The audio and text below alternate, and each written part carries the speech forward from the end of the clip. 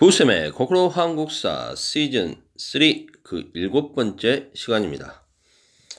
신라가 삼국을 통일하고 이제 신라는 늘어난 인구와 영토를 관리할 수 있는 새로운 통치 질서를 만들어야 했습니다.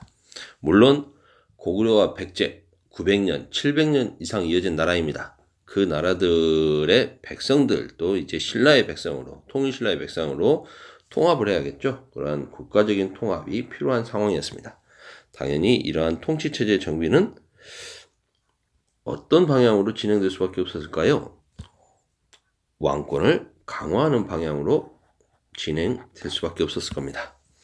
신라에서는 골품제하에서 부모 두 분 다 왕족인 성골이 왕위를 계승하다가 이제 그 성골이 더 이상 존재하지 않게 됩니다. 그러면서 무예랑 김춘추부터는 진골 귀족이 왕위를 차지하게 되죠.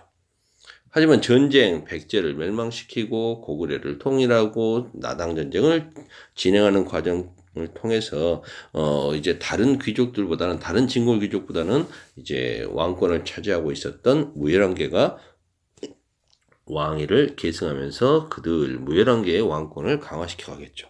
당연히 다른 진골 귀족들은 시기와 불만이 있겠죠. 그러한 나머지 진골 귀족 세력들을 숙청하고 약화시키는 방향으로 진행됐을 겁니다. 그렇다면 중앙과 지방 통치체제가 어떻게 바뀌었는지 빠르게 한번 확인해 보도록 하겠습니다. 중앙 정치기구의 정비. 당연히 말씀드린 대로 왕권 강화 방향으로 진행이 될 것입니다. 왕명을 수행하고 기밀 사무를 관장하게 될 집사부. 집사. 요즘 고양이 키우는 사람들 집사라고 하죠. 다 챙겨줘야 됩니다. 왕의 집사라고 생각해 보십시오. 이런 사람들이 힘이 세집니다. 왕의 직속에서 왕명을 수행하는 사람들이 국정을 운영하고, 그렇다면 기존에 이거 하던 이런 세력들은 누가 있습니까? 귀족들을 대표했던 상대등이 있었겠죠. 상대등은 상대적으로 권력이 약화되고 이 집사부의 최고 책임자 시중의 권한이 강화된다는 겁니다. 그리고 귀족들이 똑바로 하는지 감시를 해야겠죠. 견제와 감시, 비리, 감찰, 사정부, 너희들의 사정을 내가 확인해 주겠어. 이거 아니겠습니까? 이러한 통치체제 정비를 전반적으로 이끈 임금이 누구냐면 신문왕입니다. 그림에 선생님이 지금 그려놨죠. 이 신문왕이 했던 업적들을 쫙 보십시오. 신문왕은 피정복민들을 구서당이라고 하는 중앙군 안에 포함을 시키고, 그리고 진골 귀족들을 견제할 수 있도록 육두품을 키우고, 그리고 집사부, 시중, 중시의 권한을 강화함으로써 진골 귀족들을 견제하는 것입니다. 나에게 충성하라 라고 하려면 그들에게 충성심을 가르쳐야겠죠. 그러기 위해서는 학교기관이 필요하겠습니다. 국학을 설립합니다. 그러면서 이제 이곳에서 바로 육두품들, 능력은 있고 싶으나 진골 귀족의 출신 성분이 밀려서 똑바로 제대로 성장할 수 없었던 육두품 세력들을 왕의 정치적 파트너로 정치적 역할을 키워주는 거죠. 그런가 하면 진골 귀족들이 갖고 있었던 특권 중에 하나, 특혜 중에 하나였던 경제적인 부분에서의 노급을 폐지해버립니다. 먼저 관료존을 지급해. 그 다음 하나 주고 하나 뺏어. 그런데 하나를 주고 둘을 뺏어버리는 거죠. 관료존도 토지를 주는 것이고 노급도 토지를 주는 것이지만 차이가 있습니다. 노급은 그 지역에 살고 있는 백성들의 노동력까지도 이렇게 활용할 수 있는 권한인 반면에 관료존은 정말 땅을 줘서 그 땅에서 나오는 수조권만 가져가도록 하는 것이죠. 상황이 완전 다르지 않습니까? 이로써 귀족들의 경제 기반을 약화시키고 백성들에 대한 국가의 지배력을 강화시켰던 겁니다. 그리고 이제 세금 조사를 철저히 해야겠죠. 그래서 3년마다 한 번씩 촌락문서를 작성합니다. 그래서 백성의 노동력과 생산 자원들, 유실수, 과일 나무는 뭐가 있지? 말은 몇 마리 키우지? 뭐 이런 것까지 다 관리를 했다는 거죠. 넓어진 영토를 효율적으로 다스리려면 서울이 중앙에 딱 있었으면 좋겠지만 신라는 한쪽으로 치우쳐져 있습니다. 경주는 동남쪽에 치우쳐져 있지 않습니까? 그래서 지방제도를 개편하죠. 구주, 오소경, 고구려 땅의 세계주, 백제 땅의 세계주, 신라 땅의 세계주, 그리고 이건 이제 국가 통합이라고 생각하시면 되겠죠. 5개의 작은 서울, 오소경을 두어서 이곳에 귀족들을 배치도 하고 하는 거죠. 오소경의 위치를 보면 공교롭게도 재밌습니다. 경주가 한쪽이 치우쳐져 있죠. 저 북쪽으로는 지금의 원주 땅에 해당되는 북원경,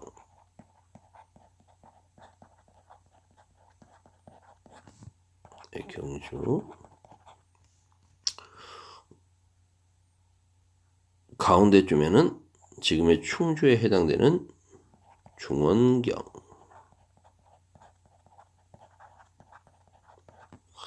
그 다음 서쪽으로는 지금의 청주에 해당되는 서원경, 남쪽으로는 뭐겠습니까? 그렇죠. 남원경. 남원 명칭이 있죠. 지금의 남원 그대로입니다. 그 다음에 특이하게 김해의 금관경을 둡니다. 금관? 금관가야? 맞습니다. 신라 삼국통일의 두 축이라고 하면 무열한계 김춘추 세력과 그 다음에 가야계 출신의 진골귀족인 김유신 계열이 결합을 한 거죠. 김유신은 금관가야의 왕족 출신 아니겠습니까? 거기에 대한 예우라고 할 수 있겠죠. 이렇게 해서 대부분 보면 경주를 중심으로 경주를 좀 지키는 듯한 이런 분위기로 오소경을 설치한 겁니다. 고구려 백제 옛 지배층에게 관등을 부여하고 귀족으로 포섭을 하는 거죠. 고구려는 5등급까지 5도품까지, 백제는 4도품까지 이렇게 해서 포섭을 합니다. 그리고 중앙군인 구서당에는 고구려, 백제, 말갈계 유민까지 다 포함을 하고 있죠. 이렇게 신라는 진골 무열한계가 왕위를 독점적으로 계승하면서 쭉 유지해 갑니다. 해공왕 때까지. 그런데 8세기 말에 이르러 가지고 진골 귀족들이 대대적으로 반란을 일으킵니다. 그만큼 이제 왕권, 전제 왕권이 어느 정도 약해지고 있었다는 거죠. 이제 힘 있는 놈들이 왕위를 차지하게 되는 겁니다. 왕위 쟁탈전이 치열하게 전개되는 거죠. 이러면서 이제 귀족을 대표하는 상대성 세력이 다시 힘이 세지게 됩니다. 힘 있는 귀족들은 자신들이 왕권을 차지하기 위해서 어떻게 하겠습니까? 그렇죠. 세력을 규합하기 위해서는 자신의 힘을 키워야 되니까 백성들에 대한 착취를 더욱더 강화해 가겠죠. 그래서 농민들에 대한 착취를 심하게 할 겁니다. 자기들은 대농장을 소유하고 대한 부를 누리고 있으면서 그래서 이런 치열한 왕의 정탈전 힘이 있으면 자기들끼리 또 싸우고 이게 무려 155년 동안 왕이 20명이나 바뀝니다. 대혼란 계승을 할 수 있죠. 한쪽에 선생님 그림으로 좀 그려놨습니다만 대공의 난, 96각간의 난, 김원창의 난, 김범문의 난, 뭐 이렇게 엄청난 세력, 왕이 다툼이 벌어지게 되는 거죠. 이러면서 이제 지방에 대한 통제가 약화됩니다. 그럼 어떻게 되겠습니까? 지방에선 새로운 세력들이 성장을 하겠죠. 지방의 행정, 군사권을 장악하고 백성들을 실질적으로 지배하고 있는 그렇습니다. 호족이 성장하게 되는 겁니다. 그런가 하면 다시 진골 귀족들이 이렇게 세력을 키우고 왕권이 약화되자 왕의 정치적 파트너였던 육두품 세력은 어떻게 될까요? 진골 귀족들을 중심으로 한 골품제 사회를 비판하고 개혁을 주장하는데 잘 안 됩니다. 그러면 이제 어떻게 되겠습니까? 이놈의 신라 엎어버리자. 반신라적인 태도, 사회에 대한 불만들이 가져가겠죠. 그러면서 이제 신라 말의 혼란 속에 이런 신라 사회는 무너져갑니다. 그러면서 후삼국, 견훤이 세운 백제, 공의가 세운 고구려, 후고구려, 후삼국이 성립되는 거죠. 선생님이 좀 그림을 그려놨습니다만 후고구려로 세웠던 궁에는 훗날 이제 자신의 부하였던 왕건에 의해서 무너지고 이제 고려가 세워지죠. 그래서 고려, 후백제, 신라, 후삼국이 지속이 됩니다. 결국은 고려가 통일을 하게 되죠. 그 다음에 남북국 시대라고 이 시대를 이야기하는데 그 남북국 시대의 한 축은 발해입니다. 발해에 대한 내용은 별도로 하는 게 낫겠죠? 발해 3분 안에 끝낼 수는 없으니까요.